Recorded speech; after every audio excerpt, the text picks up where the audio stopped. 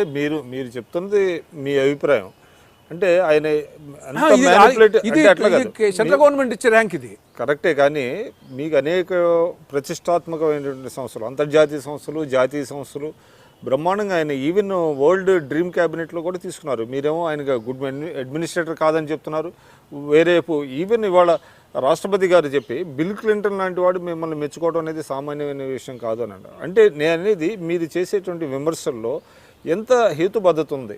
ఇప్పుడు ఎట్టుంటే అంటే మీ మీ అభిప్రాయం మరి నన్ అదర్ దాన్ రాష్ట్రపతి ప్రణబ్ ముఖర్జీ గారు, ఆయన పెద్ద ఆర్థిక శాస్త్రవేత్త, ఆయన ఏం మెచ్చుకున్నాడు కదా చంద్రబాబు. కొన్ని సందర్భాల్లో మనం ఎట్టుంటుందంటే, ఇప్పుడు ఒక టీచర్ రిటైర్డ్ అవుతా ఉంటాడు, రిటైర్మెంట్ ఫంక్షన్కు పిలుస్తారు.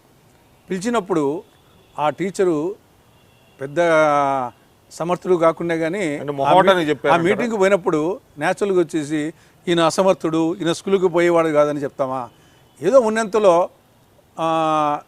ఏదో రెండు మంచి మాటలు ఆ సందర్భంగా మాట్లాడాలి. కాబట్టి జనరల్గా ప్రపంచ నాయకులు కానీ ఎక్కడే కానీ కొంత ఇట్లా పోయినప్పుడు న్యాచురల్గా వచ్చేసి పక్కన ఉండే వాళ్ళ గురించి రెండు మంచి మాటలు చెప్పి చెడ్డ మాటలు చెప్పేదానికి అది వేదిక కాదు. ఆ విధంగా చంద్రబాబు నాయుడు అన్నీ ఆ విధంగా వచ్చినట్టే.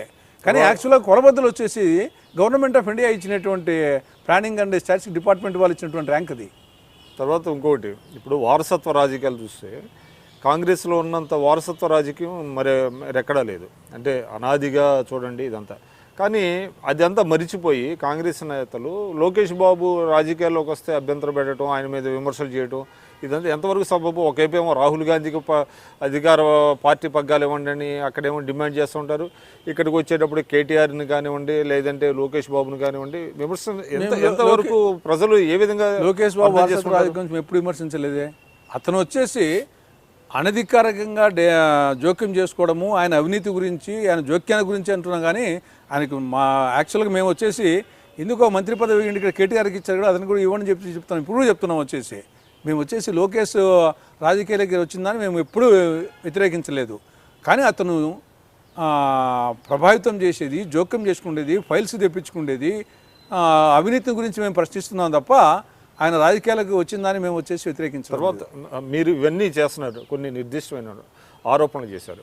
కానీ కాంగ్రెస్ పార్టీ విమర్శలు కేవలం ప్రెస్ కాన్ఫరెన్స్లకి లేదంటే ప్రకటనలకి, ఇటువంటి ఇంటర్వ్యూల్లో తప్ప దీన్ని ఏ విధంగా లాజికల్ కంక్లూషన్కి మీరేం తీసుకెళ్ళలేదు అనేటువంటి ఒక విమర్శ వస్తుంది. అంటే కేవలం మీ ప్రెజెన్స్ చాటుకోవడానికి, అంటే మేము ఉన్నాము, కాంగ్రెస్ పార్టీ ఉంది ఆన్ పేపర్ అని చెప్పుకోవటమే తప్ప మీరు నిజంగా ప్రభుత్వ వైఫల్యాలు ఉంటే, ఉదాహరణకి సాదావర్తి భూముల సమస్య వచ్చింది, దాన్ని మీరు లాజికల్ కన్క్లూషన్కి తీసుకెళ్ళలేదు. కనీసం మీరు కోర్టుల్లో అంటే కొన్ని విధాలుగా ఫైట్ చేస్తుంది అపోజిషన్ అనేటువంటిది, కన్స్ట్రక్టివ్గా ఫైట్ చేస్తుంది. ఇవాళ మీరు చెప్పారు చంద్రబాబు నాయుడు గారు అవినీతి అని. ఆ రోజుల్లోనే రాజశేఖర రెడ్డి గారు 22 కేసులు పెట్టి వాటిని ఉపసంహరించేసుకున్న వాస్తవం మీకు కూడా తెలుసు కదా. ఏ విధంగా ఆయన్ని అవినీతిపరుడని మీరు ఏ విధంగా మీరు చెప్పగలుగుతారు? ఇప్పుడు కొన్ని దాంట్లకు వచ్చేసి ప్రూఫ్ దొరుకుతుంది, కొన్ని చాట్లకు ప్రూఫ్ దొరకవు. ఇప్పుడు మొన్న ఓటుకు నోటు వ్యవహారంలో 5 కోట్లు వచ్చేసి ఆఫర్ చేసింది అందరం ప్రత్యక్షంగా చూసాం. ఇప్పుడు ఒక్క ఎమ్మెల్సీకి 5 కోట్లు ఇచ్చేవాడు ఇంకా ఎన్ని కోట్లు సంపాదించిండాల? మనకు అన్నిటికీ ప్రూఫ్ దొరకదు.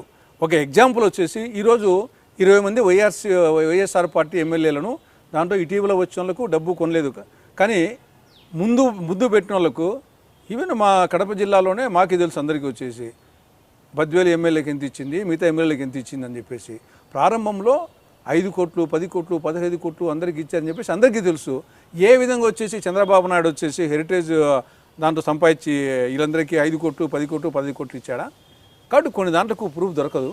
ఓటుకు నోటు వచ్చేసి స్పష్టంగా వచ్చేసి దాంట్లో దొంగనబడిచినట్టు పట్టించింది. కాబట్టి అన్నిటికీ దొరకదు. ఇమ్మీడియట్గా కాంగ్రెస్ పార్టీని బలోపేతం చేయడం 2019లో గెలుపు దిశగా తీసుకెళ్తారు. పార్టీ పరంగా వచ్చేసి 2019లో కాంగ్రెస్ పార్టీ అధికారంలోకి తేవడము, అక్కడ కేంద్రంలోనూ రాష్ట్రంలోనూ న్యాచురల్గా కేంద్రంలో వచ్చేదానికి ఇక్కడ 25 ఎంపీ సీట్లు ఉపయోగపడతాయి.